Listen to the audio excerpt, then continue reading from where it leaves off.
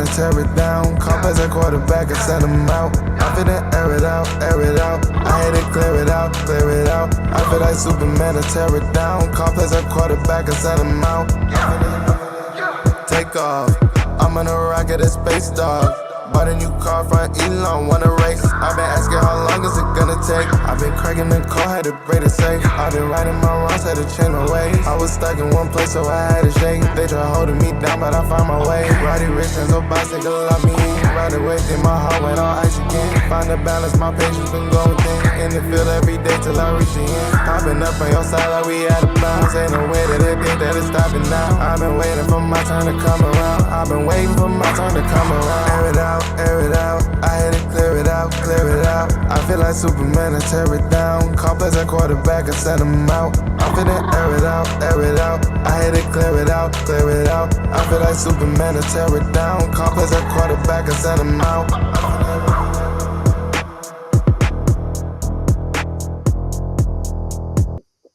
What's up, football fans, and welcome to the Air It Out podcast. I am your host. My name is Avery, and before we get into anything and introducing anybody, I just want to say it's a really catchy song, number one. Number two, the montage of all the different clips. Just watching Jalen Ramsey lock up DK Metcalf is just absolute poetry in motion to me every single time I see it. That's all I wanted to say. Anyways, the Air It Out podcast. I'm here with two of the greatest analysts on the planet. That is the one and only and Mr. Coach Braxton. So why don't you fellas say what's up? Juan, talk to the people.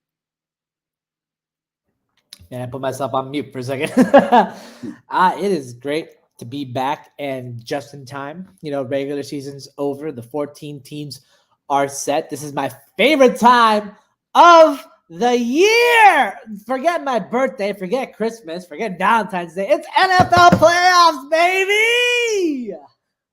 Good stuff. Good stuff. NFL playoff time is always a good season. Coach, you know this. You know this more than most. Playoff football is just different. There's no real other way to describe it other than it's just different. Say what's up to the folks, man. How you feeling? I'm feeling great, honestly. Win or loss last week, we were still in, so I was cool with it. But I mean, like I honestly, like you said, no matter really if it's high school, college, or the NFL, you get to that playoff, it is win or go home. People put their lives on the line. Excuse my turn of phrase. Bad turn of phrase. But as I stated, we really go to battle during those games. And I love to see it every time. Let's call it what it is, man. People do put their lives on the line. I mean, every single game, right? Like let's call it what it is. I understand that some people may be sensitive to the phrase, but it's the reality of the game of football. Let's just keep it. Let's not move that away. I think because when we do that, we desensitize people. So then when things happen on the field, we get so but let's not desensitize it so much that we take away from the brutality of the sport. Like people do put their lives on the line for the sport. So very true. And it's really, really good. By the way, told you about the Jets collapse. Sorry, Juan. Listen, it was a good ride this year, at least. It was a good ride. Great ride. Nothing but love, Chris. I'm glad that y'all got the 1 seed. Hope Jalen's okay, man. Because like that dude, I hope I really hope he balls, man. I really do. Yes. It's gonna be a very interesting playoff series. I mean, like you said, Coach, doesn't matter if it's high school, college, NFL, USFL, XFL, semi-pro, Canadian. When you get into playoff football, it's just the best version of it. So I can't wait to see what's going to happen. But we're not going to talk about that right now. Luke, what's up? What's going on? Thanks for jumping in. Appreciate you so much.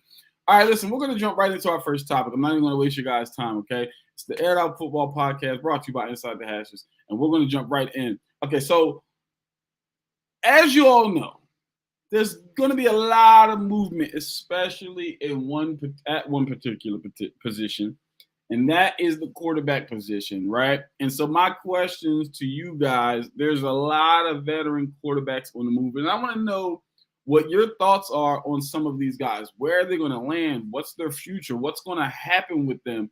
And I can say that there's a plenty of that we can name. Doesn't matter if it's college unless it's TCU against Georgia. Yikes. No comment on that. No comment on that. All I'm going to say is Michigan, you failed us. That's all I'm going to say is because that national championship game was absolutely putrid. Anyway, Michigan would have. I'm speaking as a guy that's in Michigan and who works with a lot of Wolverines. Michigan would have collapsed just as bad as TCU, if not possibly worse. I doubt it. I highly. If TCU, all credit to how they got there in the first place. I highly doubt that. Frauds. Michigan beat themselves against TCU because it was a back and forth battle. It wasn't a situation. And honestly, if it wasn't for two boneheaded turnovers to start really to start that game, TCU's not there in the first place. Like they're not. I'm sorry, but Michigan is not putting up 7 points and allowing over 60 in a championship game. It's not happening. Sorry. They would have gotten beaten. Sure. It was Georgia. Like Georgia was the best team all year.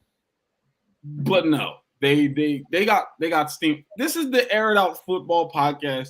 This is not the RPO podcast. If you want to talk college football, tune into the RPO podcast. But right now, we're jumping in. Like I said, some veteran QBs on the move, getting ready to make some decisions. Maybe be in a new town, maybe be on the couch. I don't know. We'll see. But let's talk about it. And why I'll start with you. There's a couple, names to throw out there. You got Lamar Jackson. His future is in Baltimore is up in the air. It's the truth. Okay. You even got Justin Fields, who people are questioning, should they trade Justin Fields and draft Bryce Young? You got Matt Ryan. What's going to happen there? Do the Colts draft a quarterback? Do they believe in Matt Ryan? Does he go somewhere else? Aaron Rodgers, is he going to retire? Is he going somewhere else? Coach Derek Carr, where's he going to land? Is he going to land somewhere? Jimmy Garoppolo, what is the thoughts on him? Hey, Coach, how's it feel knowing it's the last you're seeing Lamar as a Raven? There's so many different quarterbacks that we could talk about. So Juan, I'll leave it up to you. Talk to me about like 2 or 3 of these quarterbacks and what do you think is going to happen? I could talk about if Lamar Jackson is going to sign that big contract. I could talk about where Jimmy Garoppolo is going to go next because Brock Purdy is stealing his spot there. I could talk about the future of your boy Matt Ryan, but I'm not because I think the most interesting quarterback destination spot this offseason, sneaky quarterback one, is Tom Brady. Tom Brady is only on this is the last year under his Buccaneers contract. We know he's been wanting out of there. He didn't want to be there in the first place. He just went there just kind of because it's how the cards landed for him. We know about that whole Miami deal that kind of fell over with Sean Payton, but he's not going to be able to go to Miami now. Tua is as growing as a quarterback over there, even though he's had all the concussions. And Stephen Ross would look like an idiot to move on from him and bringing in a 46-year-old quarterback.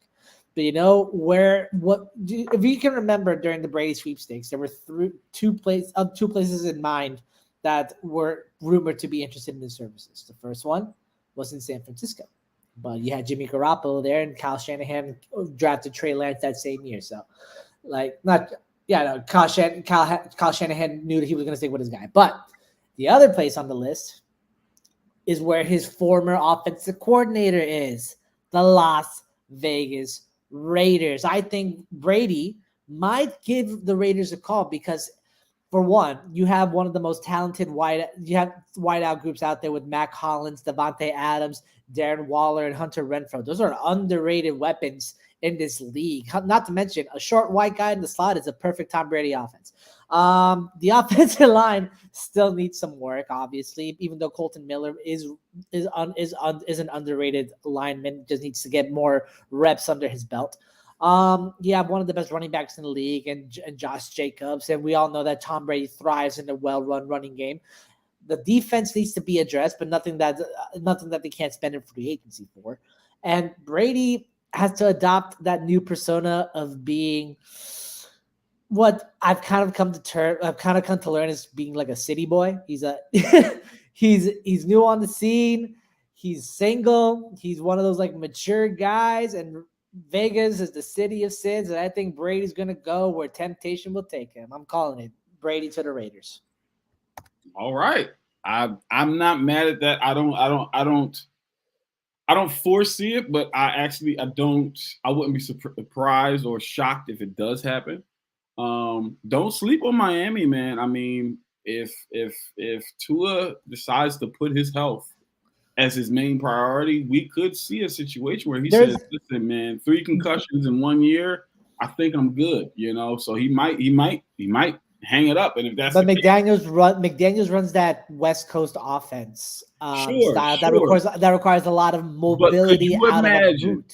But could you imagine Thomas Brady with Tyreek Hill, Jalen Waddle, and Mike Gesicki? That's not fair. Like Gesicki might not even be there though. And not to mention, what's the running game for? What's the running game? If they get Tom Brady, Gesicki's going to be there. But Tom doesn't want to throw the ball all the time. That was evident this year. I mean, he set the record for most pass attempts in a season by a quarterback, which he set last year because the running game for the Buccaneers has been going down the toilet. So, he wants to go somewhere where there's going to be a prominent rushing game. That's simple. Josh Jacobs doesn't want to be in Las Vegas anymore. That's simple. You're going to bring Josh Jacobs to Miami? That's very simple, and it's not just he's not the only notable running back who could be picked up.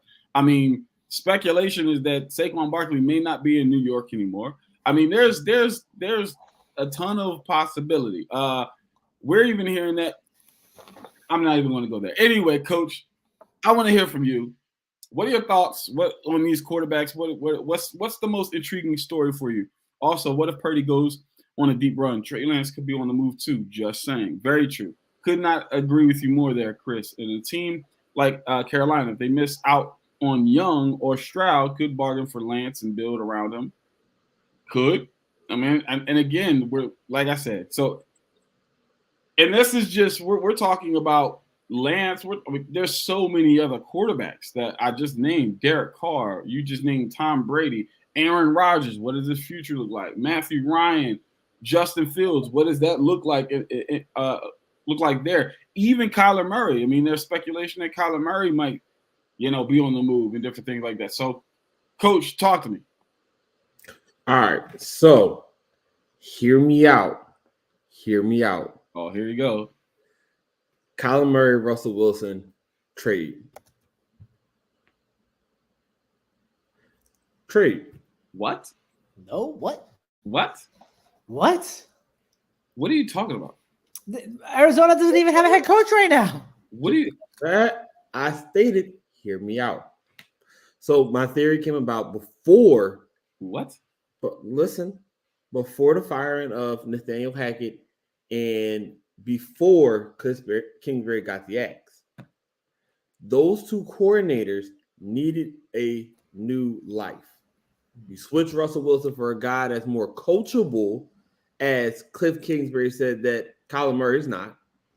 And you give Kyler Murray a new scenery. Both of them have great weapons around them. And Kyler Murray has a better defense. That is it. That was my only thing. But that was before the coaches did what they did. But that was just something I wanted to say about before. But when we're talking about what's going on now, listen, I've been talked about this with a couple people I know, so it was what I had. But I obviously and hear me out, Derek Carr to the Colts. Yeah, Derek Carr to the Colts. Accurate quarterback for the most part. He has 2 big weapons with him, and he's not in the too young to really do anything and not too old to you can't build around him. He is the perfect middle ground for the Colts. Mm-hmm. And they have all of what they need for him to be successful. Lamar's not going nowhere.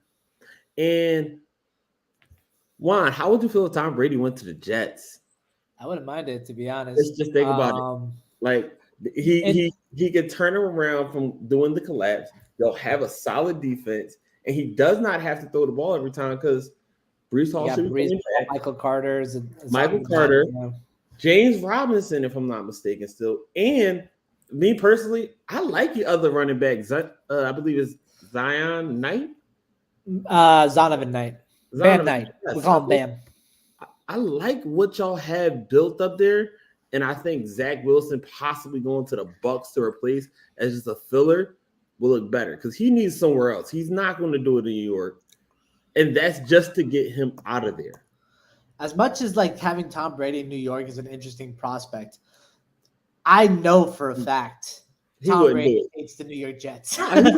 But absolutely Mike White to take over us. I don't see Tom Brady going to I mean, maybe no one does, but maybe that would be the storyline. Maybe, but I think Tom Brady he does realize he is getting older. His bones are brittle. He'd rather play in a warmer place. Hence why I said I could see him go in Miami. Hence the reason that he's in Tampa Bay currently. I think he Hey, Vegas is warm too. Like I said, I wouldn't be shocked. Raiders, but I wouldn't be shocked. I don't see Miami touching him with what happened. I wouldn't be shocked to touch him. I don't believe it. Wouldn't be shocked with the Raiders, but I don't know. I don't know. Yeah, that's a terrible take though. Russell Wilson, Kyler Murray. Listen, again, that was a great switch at the time. And I've been waiting to talk about this for a while now. But I don't like it. I don't like it. You might not like it, but hey, one GM gotta like it, and that's it. I don't like it. And here's the other thing. Derek Carr to the Colts. I do like that. But I think the biggest issue is the offensive line, right? Like we saw that every quarterback they tried to put in there was getting pummeled. And I think that's what people kept, oh, Matt Ryan needs to retire. Oh, Matt Ryan's the problem. Oh, Matt Ryan this, Matt Ryan that. And I'm like, but then they put in but they also have one of the higher draft picks this year. Sure. Listen. Tackle position next to Quentin Nelson. And that's what I'm saying. That's all I'm saying. That's all I'm saying is until they do that, I wouldn't worry about quarterback. Nah, you got to. I wouldn't because you have. Here's the reason right now. Here's the reason why. Here's the reason why. For two reasons in particular. I'm not focusing on quarterback because I have veteran quarterback play who is steady enough to win you football games if you give him some time in the pocket. Simple as that. No, is he going to be MVP Matt Ryan anymore? Nope, it's not going to happen. But he's steady enough to win you football games, right? If you give him time in the pocket. But if you don't, if he's terrible, you still allow yourself to, the possibility of getting another high draft pick if he's terrible. But now you've built a line, and now you can draft another quarterback, a quarterback coming out next year. Like the quarterback who decided to stay at South Carolina, gabbing his name right now. But let's Spencer Rattler. Thank you. Right. Let's be honest though. Now we're talking. You're in the AFC. You're in the AFC South of all places. Sure. The Jags is really one of the only teams there. The Titans have to figure out their quarterback situation. If Matt Ryan's going to come back healthy or not. And what is Malik Willis? You cannot count the Texans in for next year, not after the year they've had. So they're really competing with the Jags, who only win. Here's what you're missing. Here's what you're missing. And this is why I like teams do this all the time. Oh, we'll do this, we'll get this. And then get bounced in the first round. I'd rather get the high draft pick. I'd rather build the team that's going to be hold on. I'd rather build a team that's going to sustain for the future as opposed to this win now mindset. I want to win for years. Carr's a better offense, and they couldn't do anything. Look, yes, Carr's in a better offense. Hold on, Carr's in a better offense. They couldn't do anything, and the solution is for him to the Colts with less around him and a worse offensive line. Absolutely not. You also have Josh McDaniel calling the plays. The man never wanted him to start. Let's start off there. Who? Because Josh McDaniels and Derek Carr is not on the same page, and they have not been for a while. It don't matter. What does that matter? What does that matter with the team that's around him? The team that's around him is better than the team that's around him if he would be on the Colts. Do we disagree there? Yeah, So, wait. because you're telling me right now that Are Raiders you saying defense that? is better Are you than the saying that Colts Carr defense? should stay where he is? Because he's not. He's not staying. No, in- no, he's not No, staying. he's not gone. staying. They made that very clear. They don't want him. Yeah, he's not staying. My question to you, Coach, is: are the Colts better than the Raiders? Simple as that. Is the Colts roster better than the Raiders roster? No. Yes. The only Oh. thing that's better is on the offensive side. You're telling me that the Raiders defense is better than the Colts? We're Man, talking oh the man. team, correct? I'm sorry. We're talking about the team, correct? Which means we Yes, have we're talking about the team. defense. So are we saying that the Colts defense is not better than the Raiders? I don't think they're super far apart. I don't think the Colts are so much better on defense than the Raiders that we're going to sit there and say that they're blowing the Colts, the Raiders defense out of the water. We also don't know who the Colts head coach is. For all we know, they stick with Saturday. My thing is this: they're close enough on defense for it not to matter. Offensively, I don't see I think offensively, the Raiders are way better than the Colts are right now because of the offensive line play. That's a fact. And they've got more weapons. I'm going to say that the Raiders roster is a bit better than the Colts roster. Holistically, yes. So Josh Jacobs is not staying. And that's one of their biggest weapons. You talk again. And you're talking about a Darren Waller that hasn't been playing consistently. We talk about Josh Jacobs. See, that's another thing that frustrates me. People are talking about Josh Jacobs when everybody wrote him off for the first like 3 or 4 years of his career. Oh yeah, when he was talking about, and now he has a breakout season, and now when people want to call him a weapon, don't do that because that's fake. Let's make this very clear. I never stated Josh Jacobs was trash. I've always liked Josh Jacobs, but I've always thought he was. I always had faith in Josh Jacobs. I'm sorry. I've drafted him all the time. I just always knew he was hurt, and that was always his knock. Man, look, all I'm saying is, if I'm the Colts, I'm not worried about quarterback right now. I'm worried about building for the future. We're not ready to compete.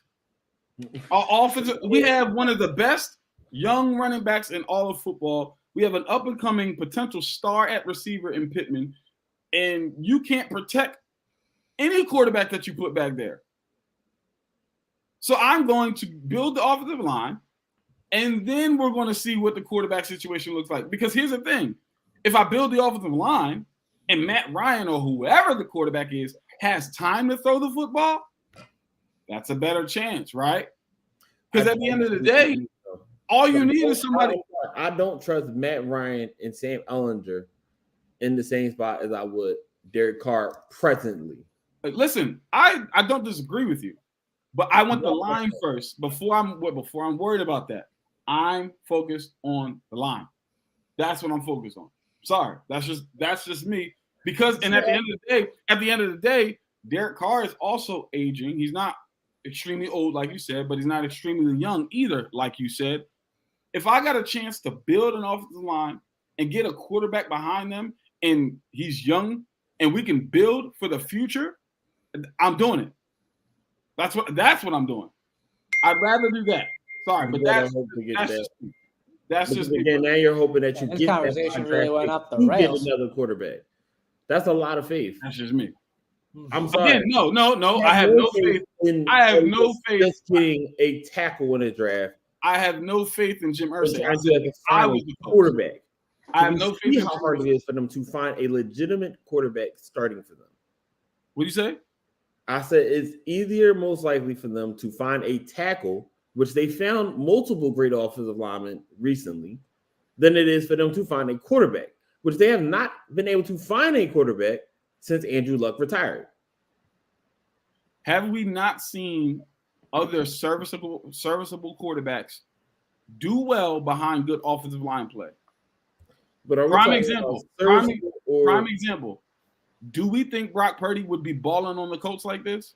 Don't worry, I'll wait. But we're really talking about Brock Purdy compared to Derek Carr. You didn't answer the question. Brock Purdy is not that good right now behind the 49ers. But okay. My point is this, and to say he's not that good, I would highly disagree. No, he's good, but he's not as good as you're trying to make him seem compared to like a Derek Carr. I'm not saying he's Derek Carr, but what I'm saying is I don't care if it's Derek Carr. I don't care if it's Patrick Mahomes. You put anybody behind that offensive line the way it's currently constructed, and it's not going to work. Nobody's playing behind that offensive line. That's the focus for me. That's my point. But that's it. We're going to wrap up there. We're going to go into the next topic, and that is, I want to hear your season standouts, okay? We're going to do like our version of the award show here, okay? So I want to hear who you guys got as the MVP, who do you guys got as your defensive rookie of the year, and your offensive rookies of the year. And Coach, I'm going to start with you. You can do it in any order that you want to, but let me know defensive rookie of the year, offensive rookie of the year, and NFL MVP. All right, I'm gonna make this a lot quicker than last time. For me, it was between Wilson and Walker. I liked a lot of other guys coming out. Damon Pierce looked really good coming off the start. Breece Hall had a really good start. I even like really Chris Olave. I wish he had a little bit more touchdowns. Same thing with Garrett Wilson. That's why I still see Garrett Wilson as the number 2 when it comes to this.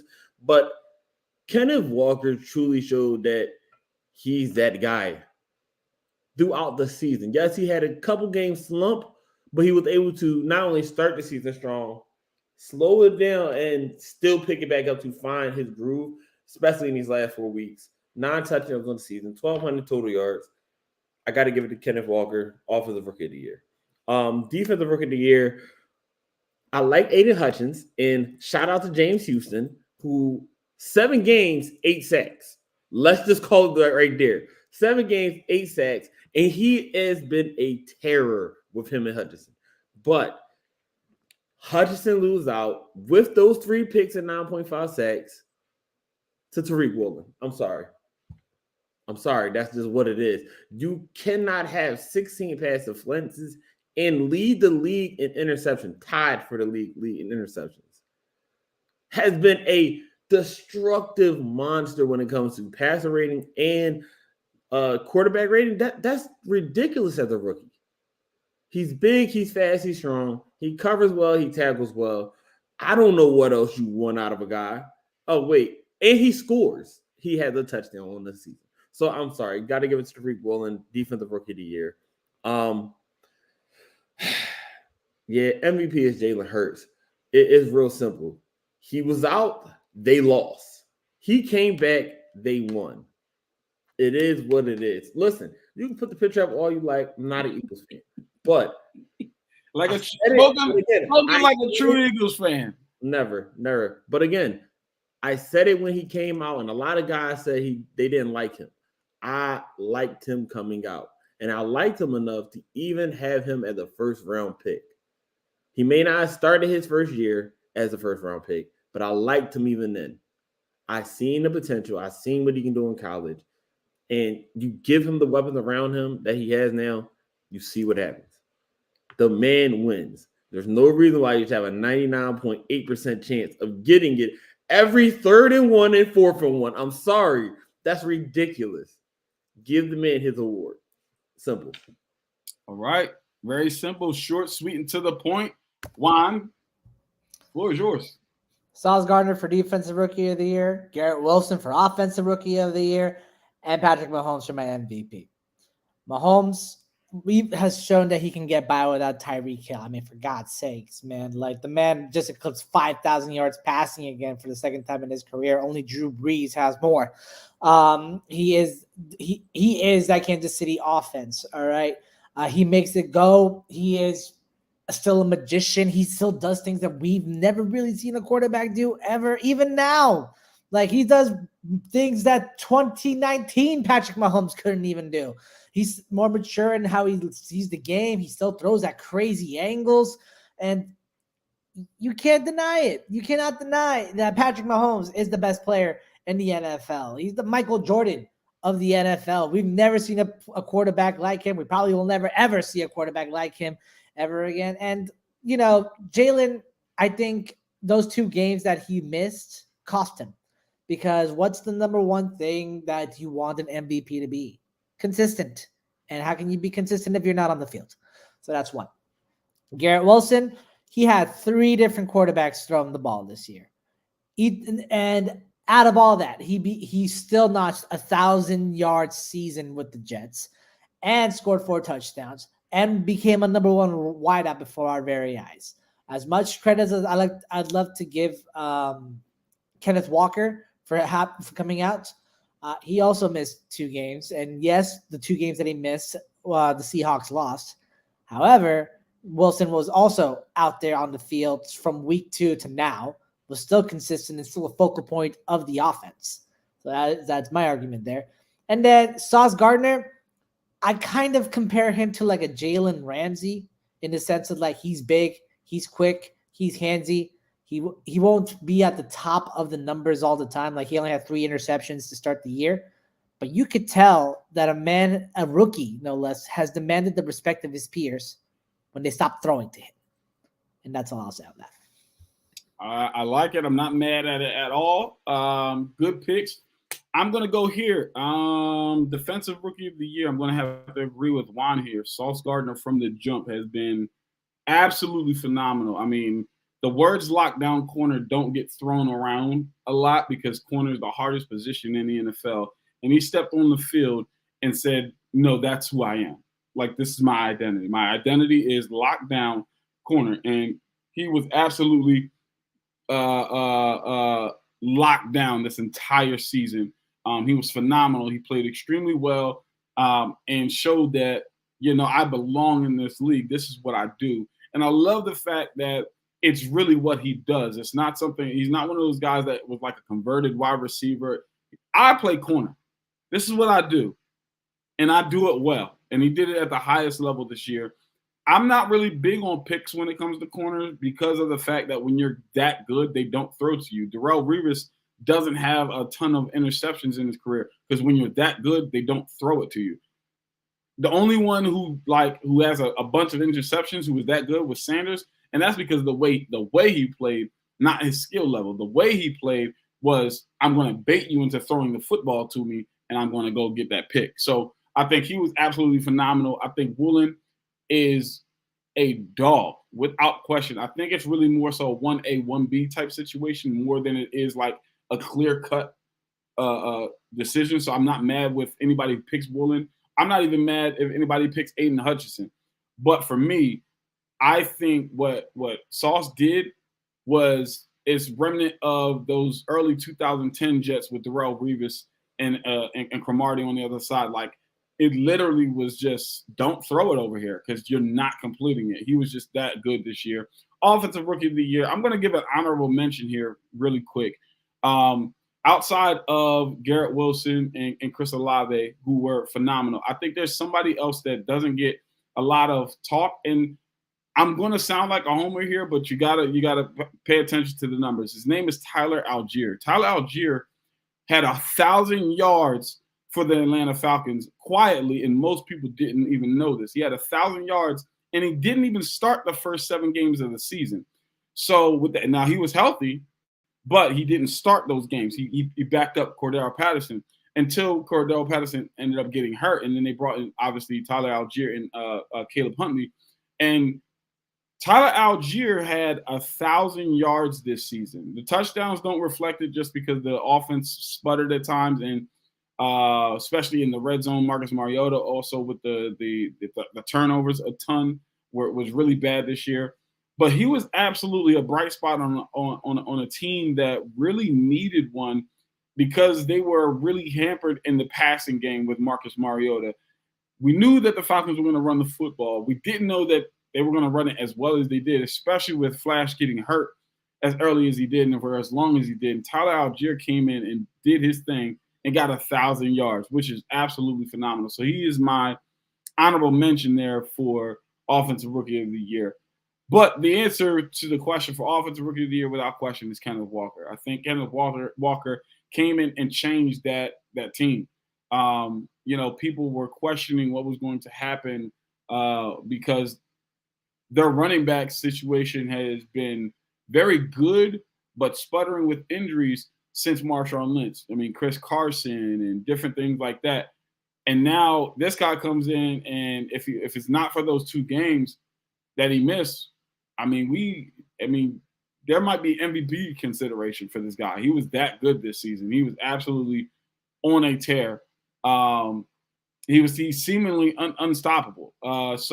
And he was one of the main reasons that the Seahawks were as good as they were. I understand that Geno Smith's completion percentage is extremely high, but that happens because you can play off play action.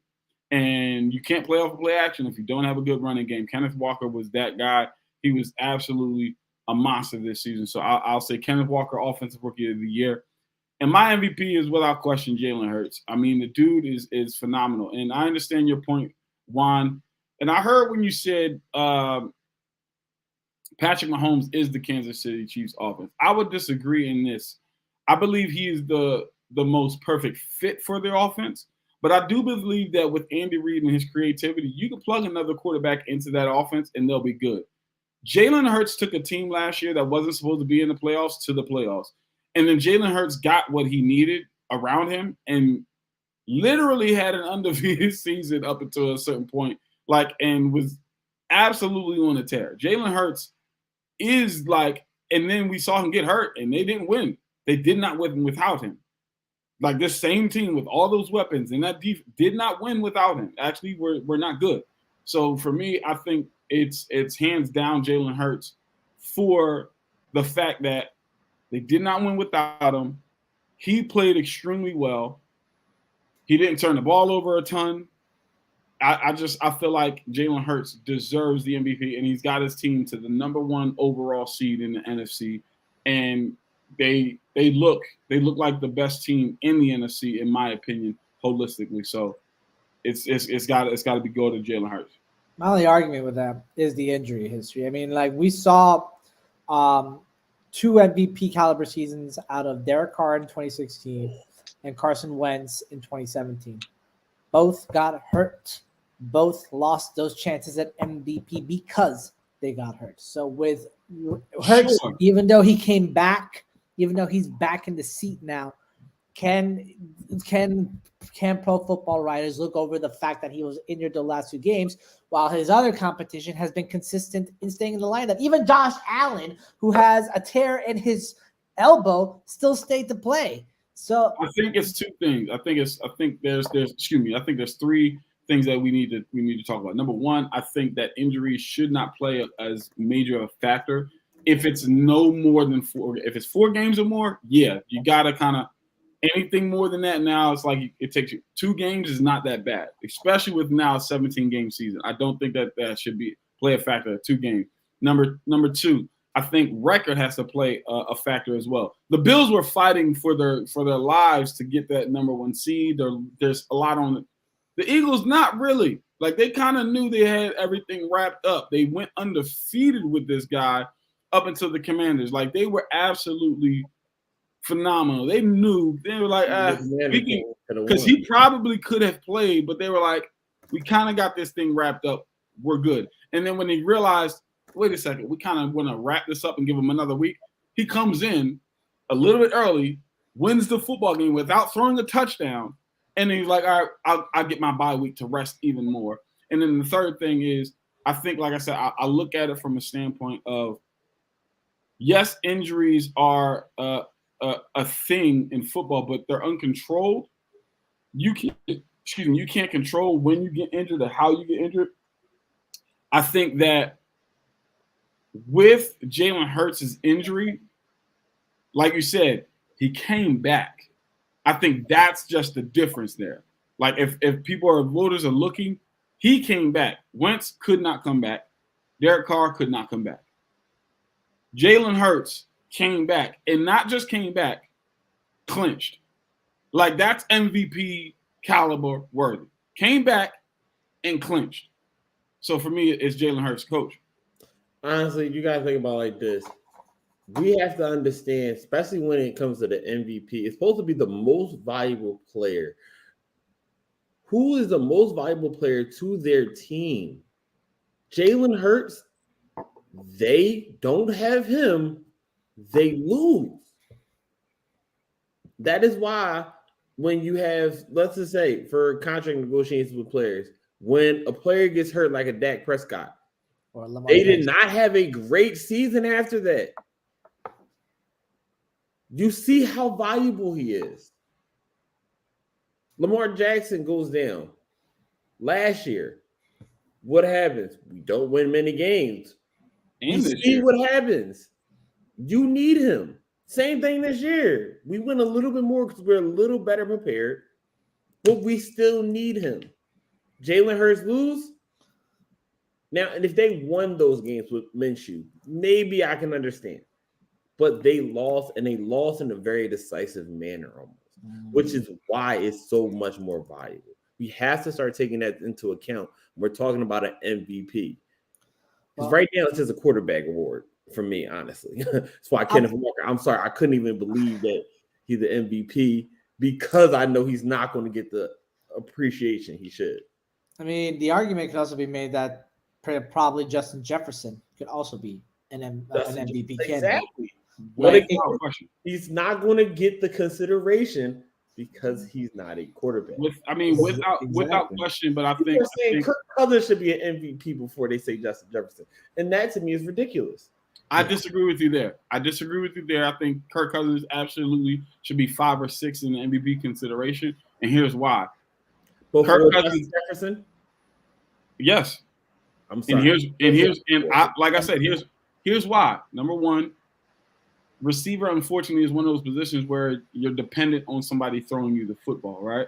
So that's the unfortunate part about being a receiver. But here's the thing: the true reason that I believe Kirk Cousins should be in consideration for MVP again, maybe 5 or 6, is because of the fact that he leads the league in fourth quarter QBR. He leads the league in fourth quarter touchdowns this year. He leads the league in fourth quarter game-winning drives without a turnover.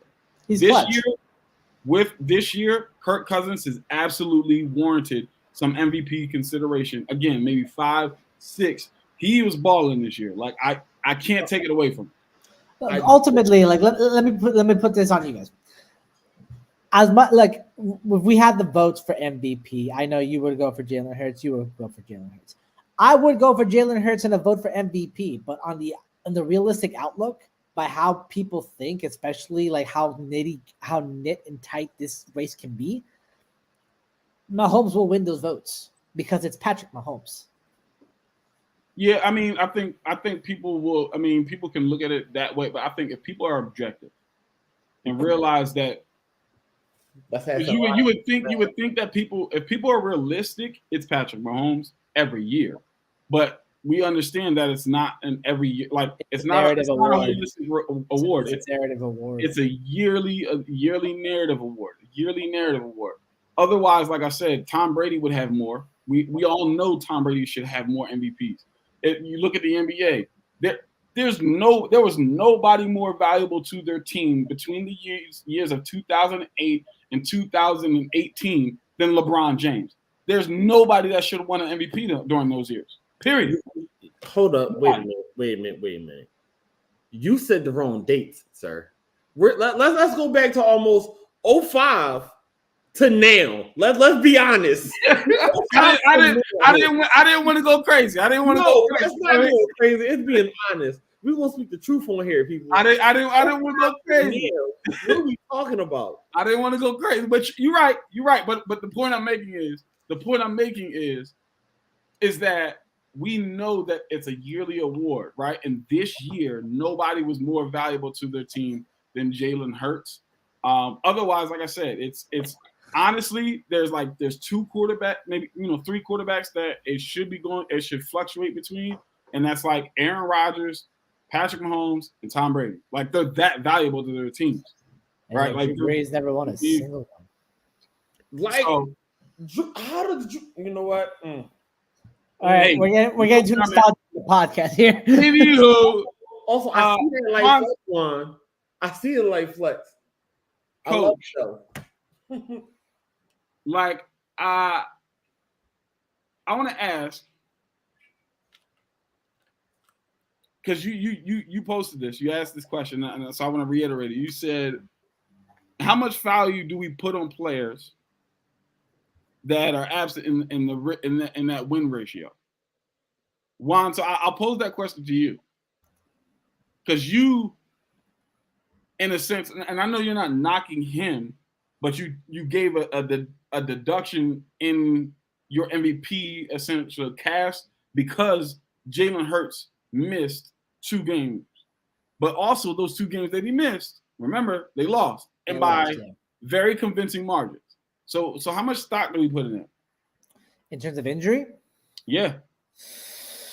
Let's just not get injury. I give it in general. I give it a good chunk just because while you can't blame a player for getting injured and missing time, you also have to accept at the same time there are guys out there who are hitting to levels at equal to or even higher and are still there for every single game. I think Mahomes was there 17 games this season. Josh Allen was there 17 games this season. It still was able to elevate their team, their respective teams, to levels that Jalen Hurts was elevating the Eagles to. So that's how you find an edge. In the sense of like you were there for every game. You stayed consistent in maintaining the level for it. Yes, the winning percentage is higher for Jalen Hurts, and yes, they lost those 2 games without him. But the fact of the matter is, he wasn't there. So where do you place the fact that they played 2 different styles of quarterback? Jalen Hurts rushes the ball more, so he's more susceptible to injury. Patrick Mahomes doesn't do so as much, right? So Jalen Hurts, you're almost expected him to miss some games, and he only missed 2, came back and won the game. So where do you place that as far as if somebody were to present that argument? That's gonna be something I'm gonna have to mull over myself that I sit down with.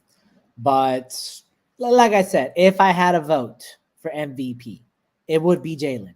But from what I'm looking for in terms of the realism of the award and how fickle these pro football writers can be, especially of the older generation, Mahomes will get it. Gotcha. Coach? I think you should – I see it like this when it comes to evaluating. You have to look at their full 17-game season now, and each game has a weight to it. A regular game, 5 points. A primetime game, about 10 points. A primetime game you win in overtime, something like that, that gets a little bit more. I feel like a game where you don't play, but your team loses due to your absence, that's a primetime game. But not every team gets a primetime game, though. Not every team gets those equal opportunities to shine in those lights. So therefore, you're making it. Life is not realistic, and life is not fair. See, but if you're not in prime time, it's probably because nobody on your team deserves MVP consideration. But primetime games are always determined before the season starts. But see, I say that because we've seen games get flexed in prime time. Late season games, though, we're talking like weeks 11 and 12. It still has happened. And the point is, they got flexed. They got flexed for a reason because these guys are in position to make something happen. And we want to see them play. We want to see how good they can really be. That matters, and that's why I stated. Because then we got to think about they lost to the Cowboys. That was a primetime game for them. Yeah, that was depending on the season and whether or not they can clinch the division and the number 1 seed right then. That was a primetime game that they lost decisively because Jalen Hurts was not there. Yeah. I'd say the Saints one was even worse too. So again, that's why I state you have to evaluate games on a game-by-game basis or on some type of consistent point system. And those have to matter above a regular game. You can't just say it's a regular game. You have competitions. Let's move on to our last topic. All right, game picks and all those things.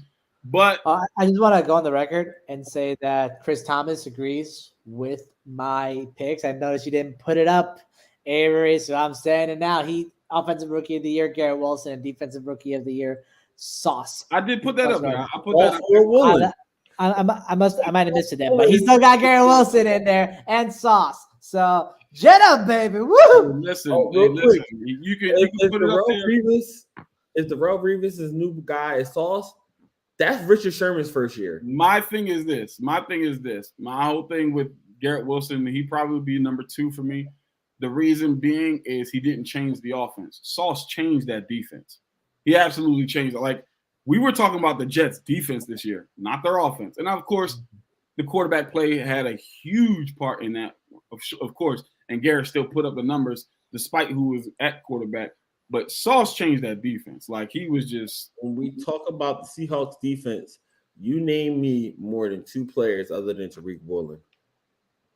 Jamal Adams. I mean – what has he really done?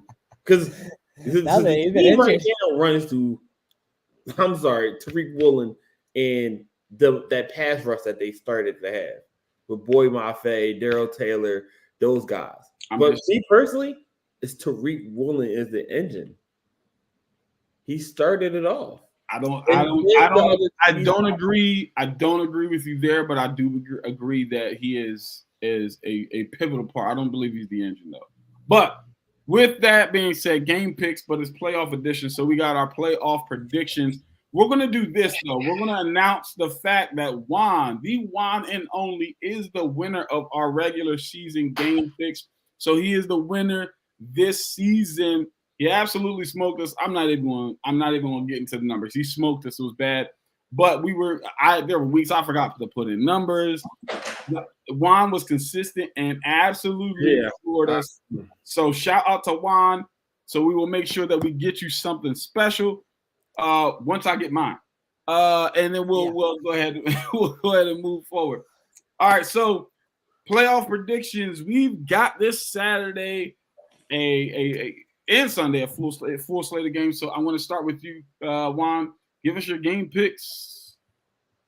Tariq, Facebook user Tariq Woolen was a madman. Sauce was nice too. Give me who is this? Who is this Facebook user? Drop your name in the chat. I can't see your name. I'm not mad at Tariq Woolen. Again, for me, it's like an A1, A, B, 1A, 1B, 1C type situation with Sauce, Woolen, and Aiden Hutchinson. So I'm not mad at anybody. JT, what up, JT? You know what I'm saying? In the building. Thank you for tuning in. Truly appreciate it. I'm not mad at it again, but for me, it's Sauce. From the get-go, the dude has just been just so good. So good. Absolutely phenomenal. All right. Juan, game picks. All right. So it is Super Wildcard Weekend in the NFL. And we have 6 bellissimo games to be watching this weekend, my friends. First one on the docket is going to be San Francisco versus the Seattle Seahawks. I'm taking the 49ers to beat the Seahawks. Geno Smith is going to get a fat contract and a first-round exit. Chargers versus Jaguars. I'm going to go with the Jags to upset the Chargers here. Miami versus Bills. I'm going to say Bills demolish Miami, especially with Skylar Thompson in a quarterback. The Giants at Vikings. We saw what happened the last time that the Vikings and the Giants met up, especially in that dome. The last second 61-yard field goal by the Vikings to clinch it. The comeback kids will not strike again, though. I have the Giants upsetting the Minnesota Vikings in Minnesota. Daniel Jones will not be denied. And then the Bengals will be hosting the Ravens. And while the series is split, I have the Bengals being the better team right now, simply because there's no Lamar Jackson to contend with this offense. And more likely than not, we're going to see a lot of mistakes come out from Tyler Huntley. And then finally, I have the Buccaneers beating the Cowboys because they are the Cowboys. Dak is falling apart before our very eyes, and the Cowboys can't have anything nice. All right. I like it. Coach, you're up. Game picks. 49ers is definitely beating the Seahawks. I'm sorry, it is what it is. As much as I said Brock Purdy's not as great as Derek Carr, he's no slouch. He's doing well with what he has this year. He's going with the offense, and he's being that game manager. I got the Jags over the Chargers. I'm sorry. I like the Jags. I don't know why. I think it's a pick that a lot of people may disagree with, but they're hot right now. And when I say hot, I mean hot. They have been taking down teams that they have no business playing with. And it's all because Trevor Lawrence is doing what he has to do.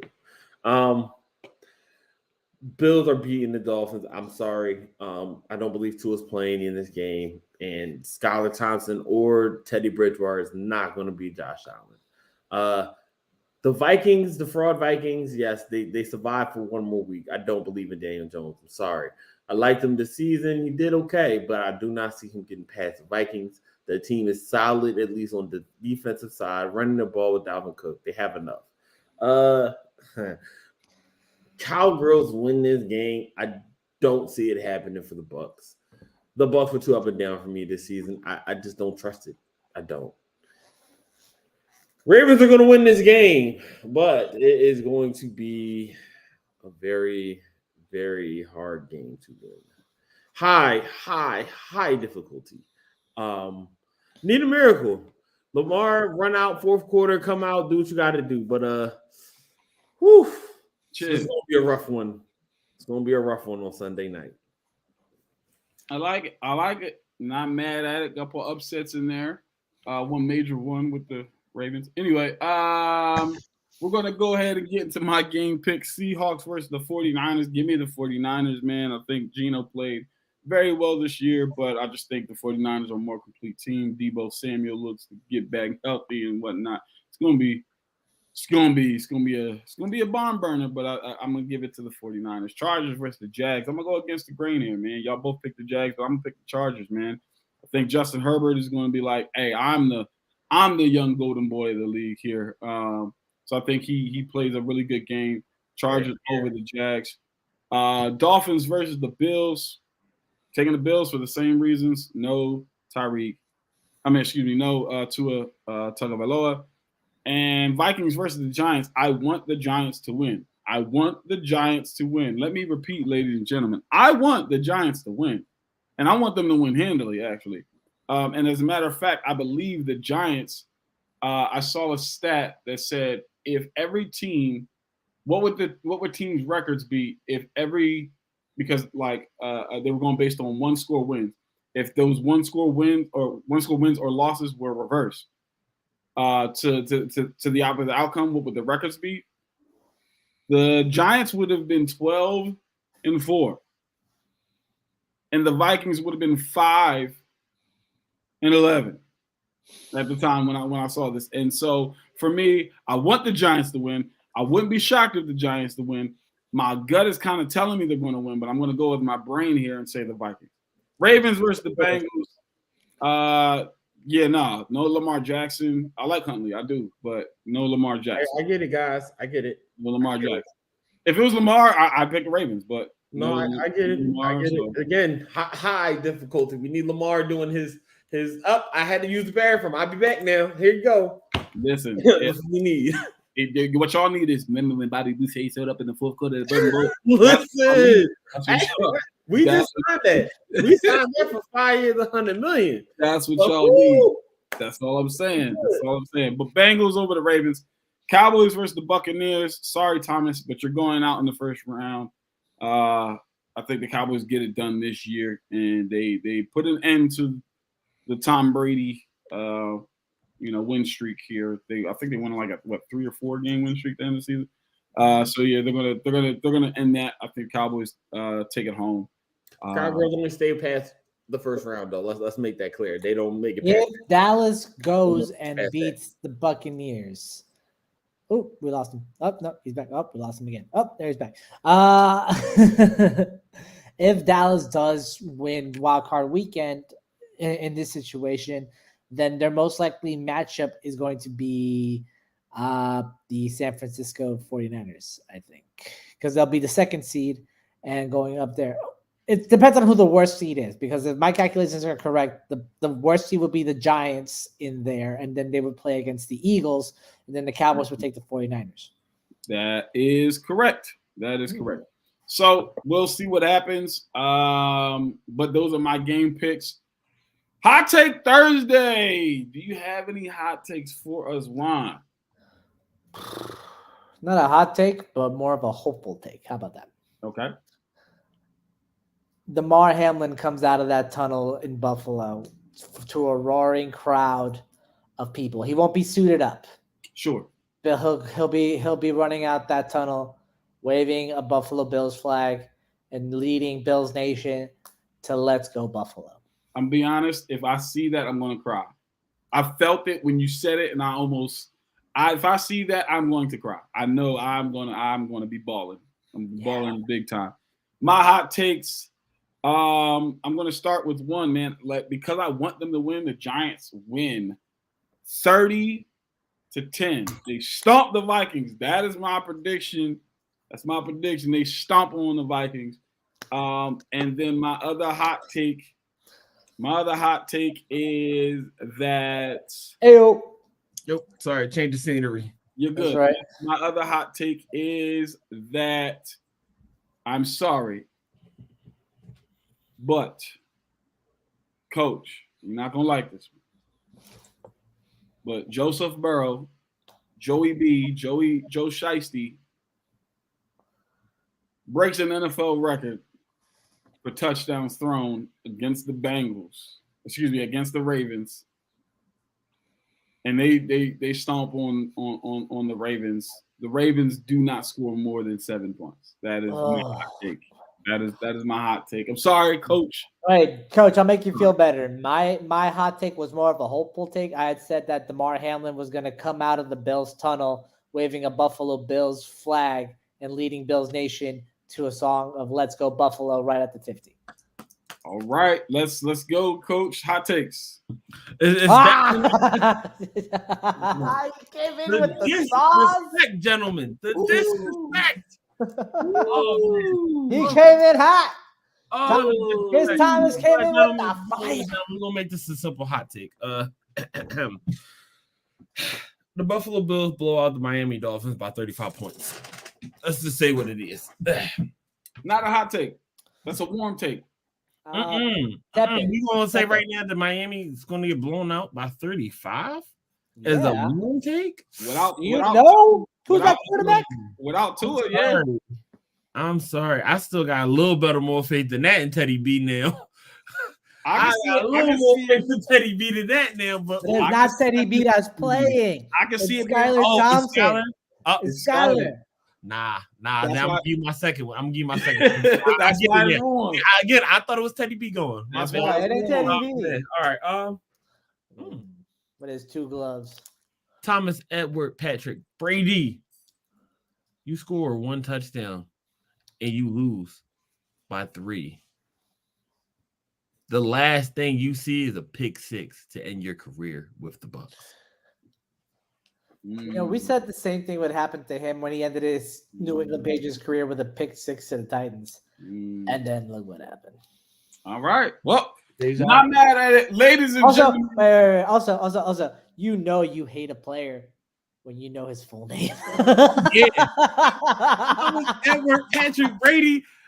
I hate Someone been I love watching you, too but much I Skip like you so much. Bayless. Listen, I'm going to let that lay where it lies. Ladies and gentlemen, it's the Air It Out Podcast brought to you by Inside the Hashers. Please do me a favor and go and follow us on all of your streaming platforms and social media platforms. That is, look, Spotify, YouTube, Instagram, Facebook, and Twitter. Please go ahead and do that. Follow us, all right? And then go on over to YouTube. Hit that like button. Then turn on the notification button so you know when we are live. That way you can get your comments put on here live. And don't forget to subscribe. We need you to do that. Don't forget to check out the website, www.insidethehashes.com. That is where you're going to get all of your football media, all of your content. Okay, we got blogs, we got interviews, we got fantasy football. Shout out to Ray, who won the fantasy football league this year. He's my Ray Roberts. That is my twin. And we've got all of the podcasts on the website, www.insidethehashes.com. Again, this is the Air It Out Football Podcast brought to you by none other than Inside the Hashers. For Juan, for the one and only, for Coach. Appreciate you, Pop. Thank you. My name is Avery. Air It Out Podcast brought to you by Inside the Hashers. All I'm saying is if Matt Ryan didn't pat, So this ring right here is the ring that means that I won the game picks in our podcast. I am the champion of picking games. All right, that means I know.